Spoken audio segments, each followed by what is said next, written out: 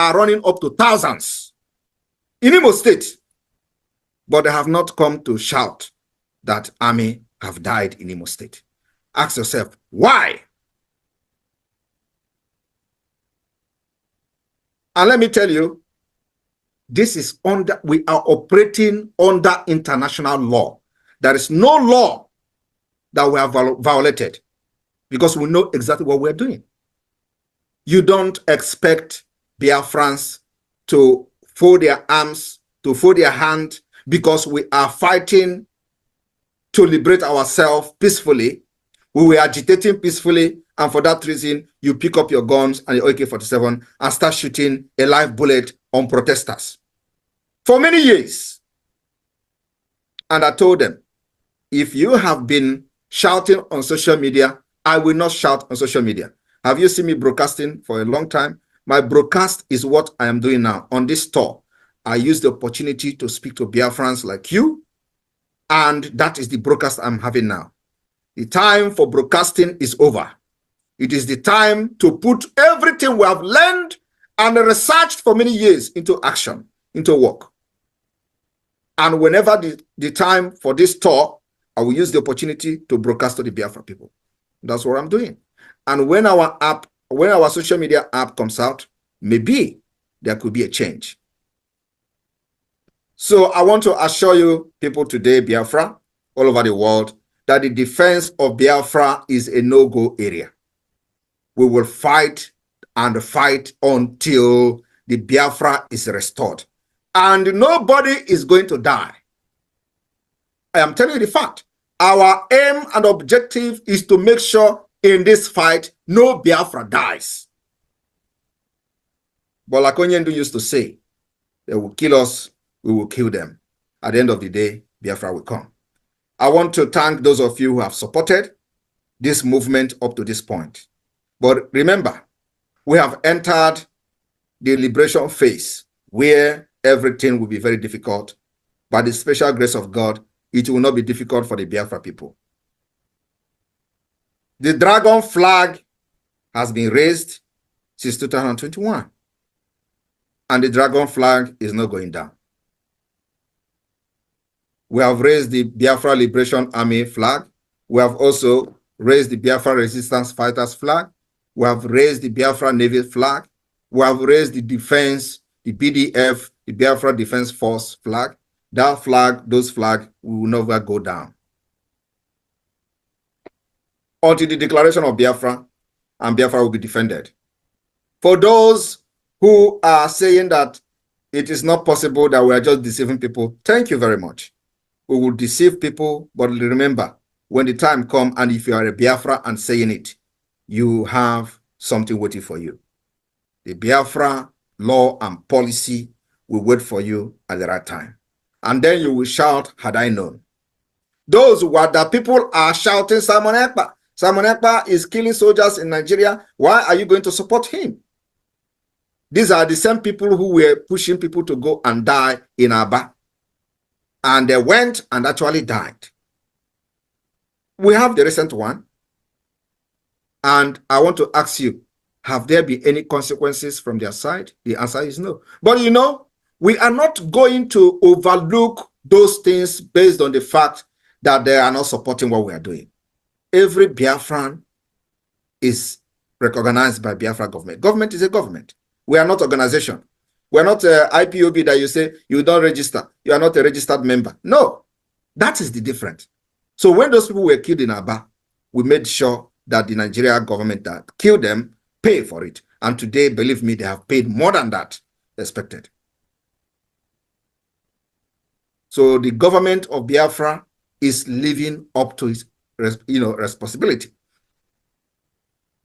And we have also made sure that those of our people who think that the government is just a shambolic one, in their various communities, there has been peace and tranquility, while other people in Nigeria are facing extinction, including displacement, going to IDP camp, killing them, abducting school children, killing women and all that. They are all happening all over Nigeria. It is only in Biafra territory that that is not happening. And I'm telling you, any day they try and abduct anybody in mass in Biafra land, believe me, I will not say what we're going to do, but we know where to hold them. The time has come that you must be speaking very bold. Do not be scared of your enemy. The invasion of Biafra land must stop. The terrorist checkpoint in Biafra land must be disbanded. Let me tell you, it is something that is going to take time. We are not saying that it must end in one day or in 1 week. It is something that is going to take time. We are fighting a terrorist government that has billions of dollars. And so far, so good. Systematically, as you can see, we are defeating them. And the defeat will continue. So, my fellow Biafran, the 2nd of December declaration of the restoration of independent state of Biafra is very sacrosanct. We maintain it is very, very sacrosanct. The ongoing self-referendum is very important, that you stick and make sure that your people in your villages, in your town, participate in the voting. We need as many number of votes as possible in order to legitimize or to validate the actions of the government. We must get a reasonable number of votes, and we'll have time. Those states that are yet to receive their tablet, especially the electoral officials, you are going to receive your tablet very, very soon. So, but for now, it is very imperative that the media team of the Biafra Republic government in exile and every lovers of Biafra government in exile and those who are individually broadcasting on their own must channel their energy to the voting for self-referendum. Very, very important. We need to get as many votes as possible before October this year. The first phase of this voting is going to end next month, which is May. After that, we'll go to the second voting, and then we'll go to the third voting, to the third phase. So it is very, very important. This is what is going to define a lot of things that will happen this year. For those who do not understand how the Biafra independence and liberation is going to happen, of course, I'll always explain this. On the 2nd of December, 2024, when we have gathered enough vote and see that Biafra people have given their consent to the government, we will declare the restoration of independent state of Biafra. And we are going to intensify the defense of our land. We are also going to intensify the delegitimization of the Nigerian state within Biafra. In addition to that, we will intensify our diplomatic fight to see the recognition of Biafra. Like you hear our Director General of Foreign Affairs Ministry talked about Belgium. It is the same everywhere. Biafra is the only country that actually have enjoyed recognition. No other country has been recognized during the declaration of independence. It is only Biafra that we recognize. And the people do not understand the importance of these recognitions. The past leaders of the Biafra movement have done very well, but nobody has been able to break the chains to benefit what this recognition has to offer. The Biafra government is doing everything to make sure that the recognition of Biafra is restored. We are also filing application in the next 10 days. We are filing application to many authorities that you are going to hear from the media announcement. This application has to do with the recognition of Biafra. And also, we will make sure that the international stage, Biafra become a topic. Biafra is not going to be a topic by carrying flag and running around in the street. Biafra can never be a topic by coming on social media and shouting Simon Ekpa is a criminal. Biafra can never be a topic by calling Ike Kweremadu Onyoshi. Biafra can never be a topic by claiming that or shouting that Tinubu is a drug pusher. No, we have done all those. Everybody knows Tinubu is a drug pusher. Everybody knows Tinubu is a criminal. But that is not the reason to fight for Biafra. The reason to fight for Biafra has to do with the fight to preserve yourself, the fight to preserve your life, the fight to make sure that your culture, your way of life is preserved, and of course, the people as Biafra nation as a large. The fight to live, the fight to life. That is the reason for Biafra. The reason for Biafra is not because Nigeria is corrupt. No. The reason for Biafra is because Nigeria is not a country. The reason for fighting for Biafra is because when Nigeria was created, the people of Biafra did not consent to Nigeria. The reason for fighting for Biafra is because the original plan of Nigeria has changed without you knowing it. The reason for Biafra exit today is because while Nigeria was recognized as a secular state, today it is no longer secular state. It has changed from the backyard to Islamic State. That is the reason, without your consent. The reason for Nigeria to break away, to break into how many pieces but Biafra own is that we are only interested in our own nation and our own people. And let me tell you the fact. The old Eastern Nigeria that fought Biafra war remain Biafra people. Those who say they are not Biafra, the referendum is going on. You may decide to say no to the referendum. And when the result comes, we are going to check you. But for now, Biafra remain 40 United States of Biafra. And the old Eastern region is the Biafra. And those who would tell you that Igbo 5 state should go, you know, these are the issues that I really don't want to talk about because it does not make sense. Igbo does not have 5 states. If you talk about Igbo, there are Igbo in Benue State, there are Igbos in Kogi State, and so if they are telling you Igbos, what is going to happen to the Igbo in Benue State? What is going to happen to the Igbos in River State? And let me tell you, these are just, when we talk about Igbo, we talk about those speaking Igbo. There are Igbos that doesn't speak Igbo. These are the ones you find in Ijo, Efik, Urobo. These are Igbos that doesn't speak Igbo language.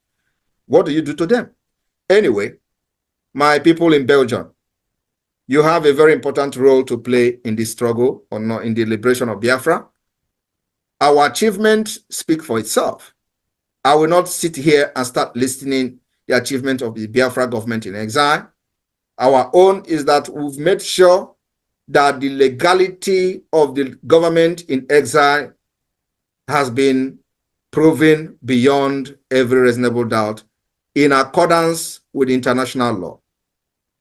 Our own job now is to continue to push for the recognition of this government, including the de facto government in the homeland. The structure of the government has met the 1933 Montevideo Convention of a state. And now that this particular formation of the government and structure has been achieved, we now focus on the delegitimization of Nigeria. Cover Nigeria Igwe as much as possible. That is all. You have to prove to the international community how serious you are. And of course, the next is to the UN. We will hit them very hard with evidence.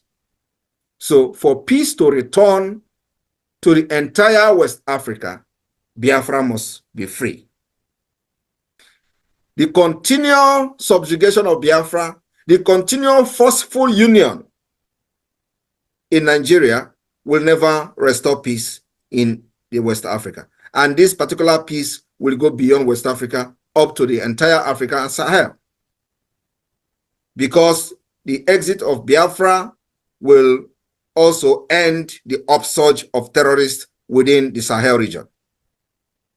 The interests that the terrorists have, that is the reason they are invading Nigeria today, many of the majority percent of this interest lies in the Biafra soil. And so the exit of Biafra will end the entire terrorist plan in Africa. And everybody must understand this. So when we fight for our freedom, we are not just fighting for the freedom of Biafra alone. We are fighting for the mankind We are fighting for the preservation of the human life within the Sahel region.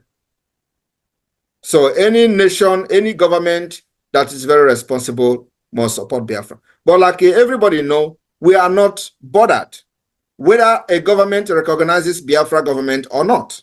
We know that we must continue to do that which is right according to international law until they are forced to recognize Biafra. Because the time is coming when you can't hide away from what we are doing. The time is coming when this government, who have refused to comment on the activities and the status of Biafra, will be forced to comment. And though the time is coming when the United Nations, who have remained mute and don't, the spirit of I don't care, will be forced to comment on Biafra. And that will determine, that comment will come as a result of our determination, our resilience, and what we have to do to delegitimize Nigeria state within Biafra land. And that's where we are going today. The economic sanction strangulation continues. So Belgian people, I want you to understand that for us to, go deeper into the affair of the Biafra Republic government in exile is something that takes a lot of time. We are now going to start the awareness like never before, making sure that our people will listen to the voice of Biafra radio from the satellite, and our people will listen to the voice of Biafra television, satellite TV in Biafra land, and that is already happening. We are live on satellite on TV, live on satellite on radio, and we are still spreading.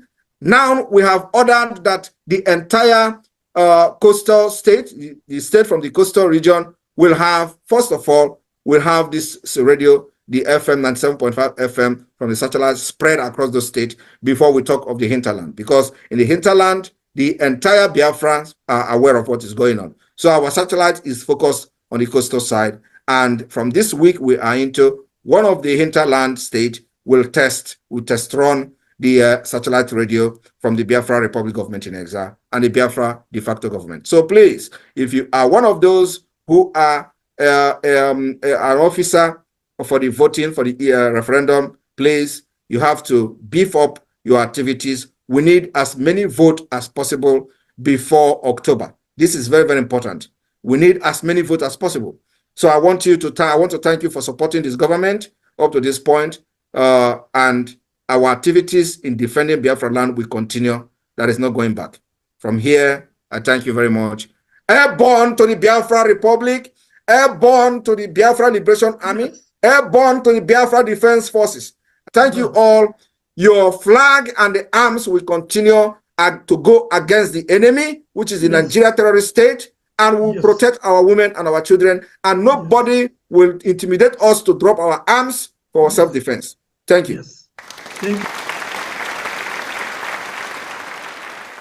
Thank you, my Prime Minister. We thank you. We thank you. We appreciate you for the great statement you've made, the great submission that you have told the people of Biafra and to the world. Today, I cannot even add to what our Prime Minister has said. I am being overwhelmed in the spirit. I am being consumed by the love and affection that I have for my Prime Minister. We are saying to the people of Biafra, your freedom is coming. If it is good for the people of India, if it is good for the people of Bangladesh, if it is good for the people of Pakistan to dissolve the so-called contraption that Britain created, that they called a nation, that they called one nation, if it was good for the people of those countries to disintegrate because they knew they are not one people, they knew there is a poison, a problem in their diversity. If the people of Pakistan, India, Bangladesh were wise enough to disintegrate peacefully from the contraption that Britain created in the sake of making money, in the sake of business, in the sake of creating an international enterprise, Britain once made all those countries one. But when Britain left, the people, they knew there was a difference in their behavior. They knew they were not the same people and they choose to disintegrate along boundary lines. Even till this day, despite India becoming a sovereign nation, Pakistan and Bangladesh having their own independence, there is still turmoil, there is still blackmail, there is still. All right, wonderful people. Welcome back to this wonderful channel where we'll bring you back-to-back updates and information as see the hot. In case you have not joined our social media handle, what are you waiting for? Kindly go ahead and subscribe, like, comment, share, and also remember to all your notification buttons so that whenever our news drop, you will be the first. We'll collect them. Let's go down to the news proper. I see the odds. You know, Shele, I say good morning to you, to all of us of freedom all over the world. Shout out to all our subscribers. Shout out to all the people where they follow us. Shout out to our back-to-back listeners where they follow us 2122 everywhere where we are. I say shout out to all the ladies where they follow. Shout out to Umada. Shout out to Nde Omona. I say good morning to you. It's another week, a week of prosperity, a week of blessing, a week of success. I say this week, whatever be the desire of your heart, you know, go pass by you, you yourself, you go get on like that as it dey hungry you.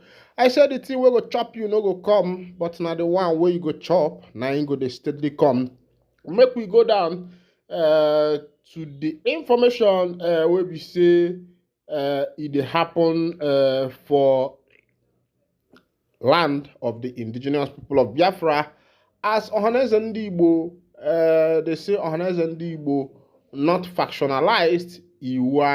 Some people are believing that ohanezendigbo are factionalized, but the president of ohanezendigbo, Chief Emmanuel Iwanyanwu, where they held for Imo State, don't come to open up on that particular matter. And some things where we say a concern the leader of the indigenous people of Biafra. And the let's go down to the full detail of the information. President General of Ohanezendigbo Emmanuel Iwanyanwu has declared that the Apex Socio-Cultural Igbo organization is not factionalized. Briefing journalists on the programs of the group in Port Harcourt, Rivers State, yesterday emphasized that he was unanimously elected as the President General of Ohanezendigbo in the 2023, in Enugu, stating that those claiming to be President General and Secretary of the body are embarking on economic adventure. It is funny, there is nothing like faction in Ohanezendigbo. Myself, Emmanuel Chukwuemeka Iwanyanwu, I am the President General unanimously elected by all the people. The first time everybody voted for one person, that's me. Now, there are some people who make money by this faction. These people go to enemies of Ndigbo to collect money, to write things against the people to make money. This is a criminal matter. These people didn't contest election. Nobody elected them. For example, somebody said he is the Secretary General. The Right Secretary General, Ambassador Oke Uche, is here with me. He is a very renowned diplomat. There is no media organization that does not know that Chief Emmanuel Iwanyanwu is the President General of Ohanezendigbo. I want to say that these people who are economic adventurers, Chief Emmanuel Iwanyanwu noted the denial of some Igbo-speaking areas being of Igbo race, stating that Ohanezendigbo would always defend its people no matter where they live. He said Ohanezendigbo has focused on how to make Igbo land an industrialized area. I have seen that we have tried to be given the opportunity to rule this Nigeria. Even when it was zoned to us, we didn't get it. I have told Igbo people, now, let us use our intellect to develop Igbo land. My mission today is in the next 2 years, is to change Igbo land, to make sure Igbo land is highly industrialized, to make sure we that have employment for people, to make sure we don't want to blame government again. Let us not waste time because we know there are some places we are hated. And let me tell you, part of the problem we have in Rivers State is just that some of the detractors want to tell them that they are not Igbos. Anybody who tells you that your father is not your father or your mother is not your mother, is he your friend? The truth about it is, I am facing that issue now. I want to industrialize Igbo land. I want to create jobs.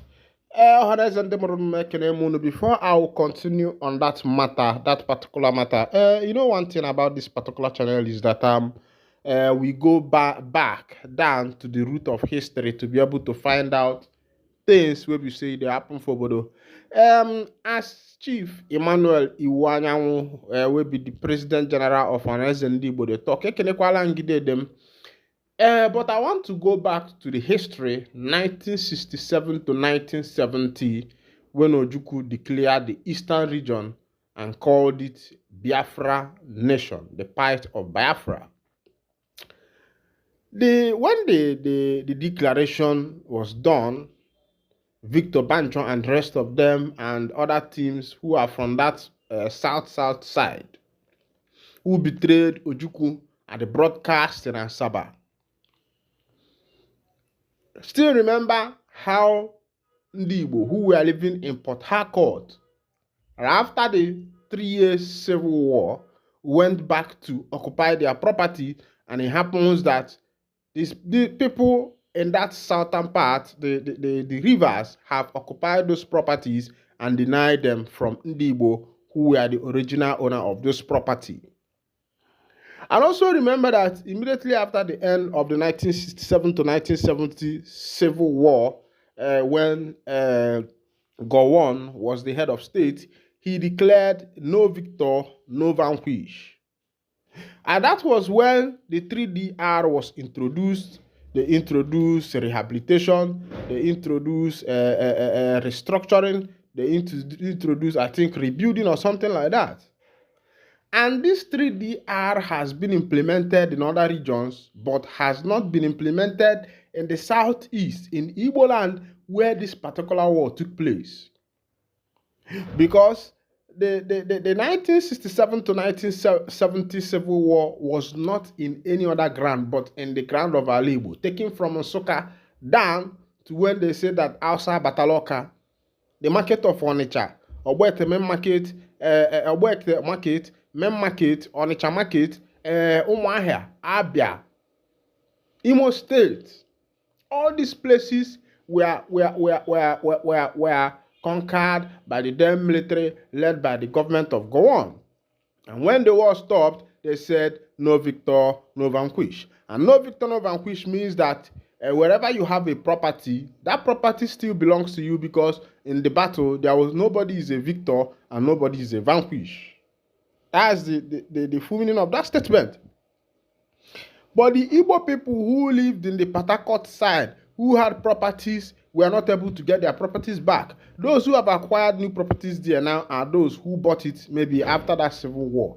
And many of these people were giving back £20 to start up a new life, no matter how much you have in the account of Nigerian government. Then, now, what is bringing me to this point is that Nnanyi Chief Emmanuel Iwuanyanwu, I'm not against the map that he is drawing, but the thing is going back to history. Maka ndị ba anyị na onye doko ome gịnị ka o dokodo.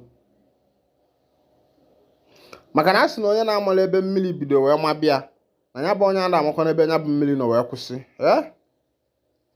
Meanwhile, another thing I want to look out. Remember that somebody, Isi Guzoro, has been presenting himself as the secretary of Ohanezendigbo, and this particular Isi Guzoro has released a lot of write-up. Now, the question is, who is Isi Guzoro and who is the original secretary general of Ohanezendigbo? Is there division among the Ohanezendigbo? Let Ohanezendigbo tell us. Maka na ndị be anyị si na onye nne ya zili oshi na bụ onye na-ejikọ n'ụkwụ agbawa ụzọ. As it be, it don't shele, as the people of IYC say they will resist military attempts to attack Amama soldiers. says IYC. As it be now, what I'm thinking is that the issue of insecurity has become a lucrative business in the country called Nigeria. Calabari youth under the aegis of the IYC Calabari C. Bangi have made clear their decision to resist any move by the conventional security agencies, especially the military, to launch an attack on the Royal Force Security Limited, popularly known as Ama soldiers. IYC made this known through its chairman, Conrad Edward Asikitams, who advised the military to synergize with the Royal Force Security Outfit in the interest of safeguarding lives and properties in the country.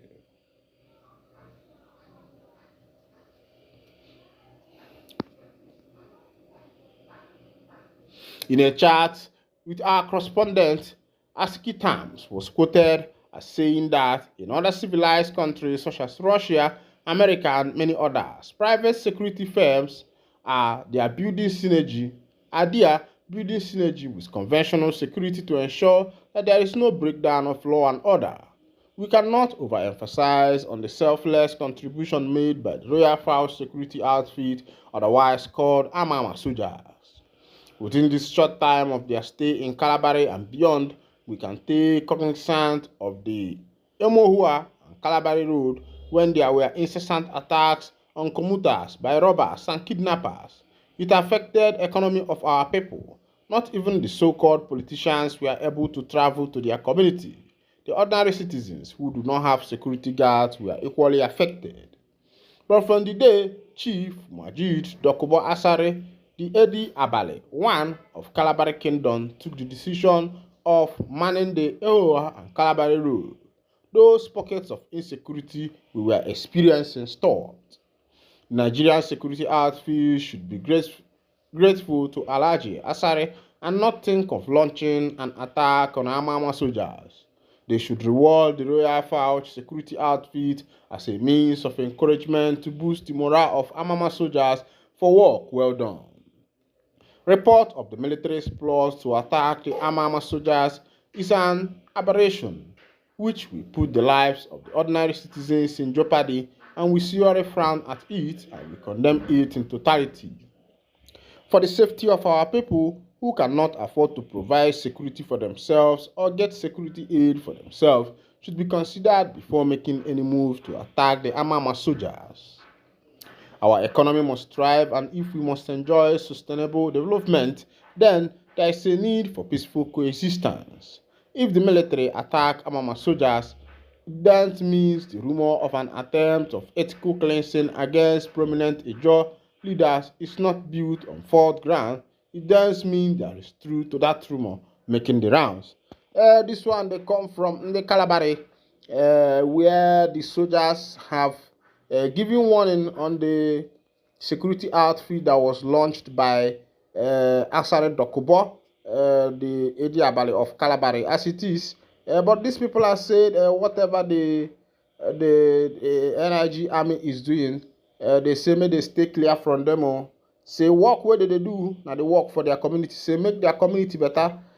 Say many things wey be say e don dey happen for that community. Say they themselves don dey see am, and they want make their community better, make their community dey okay, so that they say before now, when that security outfit was not yet inaugurated, that there has been a lot of atrocities by armed men that even politicians were not able to go home. But as it is now, that things have changed. Meanwhile, this is where I'll be winding down the curtain, and I think also the soldiers should do a consideration before stepping in. Thank you for listening. God bless you. Particularly in the northern Nigeria, we are deeply troubled by the statement attributed to the Deputy Director NEF Salimu Mohammed regarding alleged harassment and assault on northerners engaged in lawful activities in the southeast, and as a cause for a thorough investigation to ascertain the veracity and origin of the circulated video depicting this reported harassment. Oh yeah, my people. Before I go down to that particular information, I go like ask one question. Whether is it that Ohanezendigbo is now divided? That's the question I want to ask. To know if Ohanezendigbo is now divided. Our people said that na anyụkọta mamịlị ọnụ omegịnị ọgba ọfụfụ maka na asị na onye a na-ekwu maka ya na onye bụ onye nwekwara n'ife ọ na-eme. Remember the other day, what is his name, nna anyị Iwu Anyanwụ come up and said that nna anyị Iwu Anyanwụ came up and said that Ohanezendigbo does not have a faction. And now, a team controlled by Isiguzoro is making statements, and I am asking if Ohanezendigbo actually have a faction, or that Ohanezendigbo is now divided, that Emmanuel Iwu Anyanwụ will be speaking on the other side, and Isiguzoro and his people will be speaking on the other side. And this is to say that Ohanezendigbo have two different groups. Myself, I'm asking, why is it so? Why is it so? Before we start dabbling into what is happening between Hausas and the Igbos, I think on that particular one, that the government should do a proper investigation in order to be able to ascertain what is actually happening. Of course, you know that naturally, Ndi Igbo themselves are not violent in nature, and whatever that must have led to that particular attack to Northerners, I think there should be a proper investigation so that the people will be able to ascertain what is actually happening. Also, Taylor, meanwhile, another information, they say Governor Mba, where we say they for Enugu State, they say the man don't collect your margin. Wow. They said the man don't collect your margin based on say the IPOB members will be say the day for that side say they know they hear. They say make government come out mouth for waiting consign them because waiting they fight now their freedom. They say they know they trouble anybody, make nobody trouble nobody. Now waiting they talk. Say make your government come up for their road. Though. Say if government today for road, anything we say they see. Make them take. As the IPOB don't want say they say Governor Peter Mba, if you put Amoluwale like Mazi Simon Epka, now you sabio. IPOB don't they report say these people, this man they cause wahala for that side of Enugu State where we say then they shortly I will carry you go to the full detail of that particular information so that you can see what is currently going on in Enugu now between the led government of Peter Mba and the members of the IPOB. You get one song why I want to sing for you, where we they sing for our village, and every typical Igbo person will understand what this song means. Onya kpakwana agụ aka n'ọdụ ma ọ dị ndụ ma ọ nwụrụ anwụ. Onya kpakwana agụ aka n'ọdụ nko onye kotokolu. Oye kotokolu nko oye kotokolu. Oye kotokolu nko oye kotokolu. Oye kotokolu nko oye kotokolu. Na so it be, na so they sing am for Ali Igbo when some matters they arise. And matters where we say they arise now between the IPOB members and the governor of Enugu State, Peter Olowale. Mba, they don't tell the man say Odogunna chakwa n'ụzọ maka na ife na bananya no na-egbukwa egbu.